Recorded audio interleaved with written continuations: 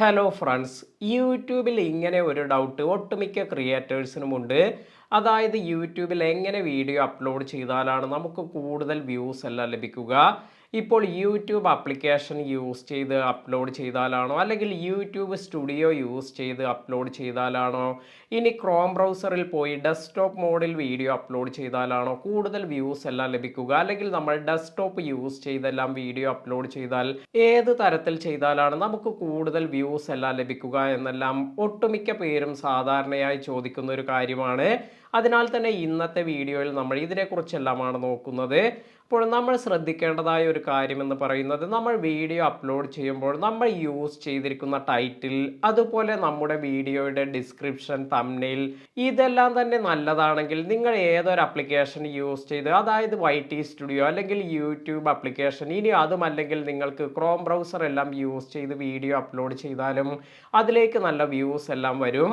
എന്നാൽ മറ്റൊരു കാര്യം നമ്മൾ ശ്രദ്ധിക്കേണ്ടത്, ഇപ്പോൾ നമ്മൾ വീഡിയോ എല്ലാം അപ്ലോഡ് ചെയ്യുന്നത് ഡെസ്ക്ടോപ്പ് മോഡിലെല്ലാം ആണെങ്കിൽ നിങ്ങൾക്ക് സാധാരണ വീഡിയോ അപ്ലോഡ് ചെയ്യുമ്പോഴെല്ലാം ആഡ് സ്യൂട്ടബിലിറ്റി എന്ന അഡീഷണൽ ക്വസ്റ്റ്യൻസ് എല്ലാം വരും. അപ്പോൾ ഇത്തരത്തിലുള്ള കാര്യങ്ങൾ നിങ്ങൾ YT സ്റ്റുഡിയോയിൽ നിന്നും ഡയറക്റ്റായി അപ്ലോഡ് ചെയ്യുമ്പോൾ നിങ്ങൾക്ക് ലഭിക്കുന്നില്ല. അപ്പോൾ ഈ ഒരു കാര്യമെല്ലാം ഫിൽ ചെയ്ത് നിങ്ങൾക്ക് വീഡിയോ അപ്ലോഡ് ചെയ്യണമെങ്കിൽ നിങ്ങൾ ഡെസ്ക്ടോപ്പ് മോഡിൽ തന്നെ വീഡിയോ അപ്ലോഡ് ചെയ്യുക. ഇനി മറ്റൊരു കാര്യം, നിങ്ങളുടെ വീഡിയോസിലേക്ക് കൂടുതൽ വ്യൂസ് എല്ലാം കൊണ്ടുവരാൻ സഹായിക്കുന്ന രണ്ട് കാര്യങ്ങളാണ് എൻ സ്ക്രീൻ, അതുപോലെ കാർഡെല്ലാം.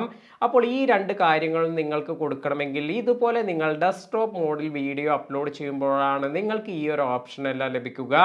അതിനാൽ തന്നെ യൂട്യൂബിൽ വീഡിയോ അപ്ലോഡ് ചെയ്യുന്നതിന് കുറച്ചുകൂടി ബെറ്ററായ ഒരു ഓപ്ഷൻ നമുക്ക് ഡെസ്ക്ടോപ്പ് മോഡിൽ തന്നെ വീഡിയോ അപ്ലോഡ് ചെയ്യുന്നതാണ് എന്ന് പറയാം.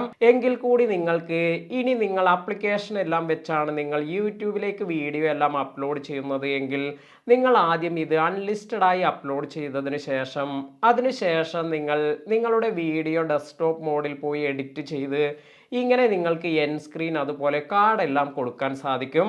ഇങ്ങനെ കൊടുക്കുക വഴി നിങ്ങളുടെ വ്യൂവേഴ്സിന് നിങ്ങളുടെ ഒരു വീഡിയോ കഴിഞ്ഞ് എൻ സ്ക്രീനിൽ വരുന്ന മറ്റു വീഡിയോസ് എല്ലാം കാണാൻ താല്പര്യമുള്ളവർക്ക് ആ ഒരു വീഡിയോ ലിങ്ക് എല്ലാം ക്ലിക്ക് ചെയ്ത് കൂടുതൽ വ്യൂസ് എല്ലാം ഇത് നിങ്ങളുടെ ചാനലിലേക്ക് കൊണ്ടുവരാനും സഹായിക്കും.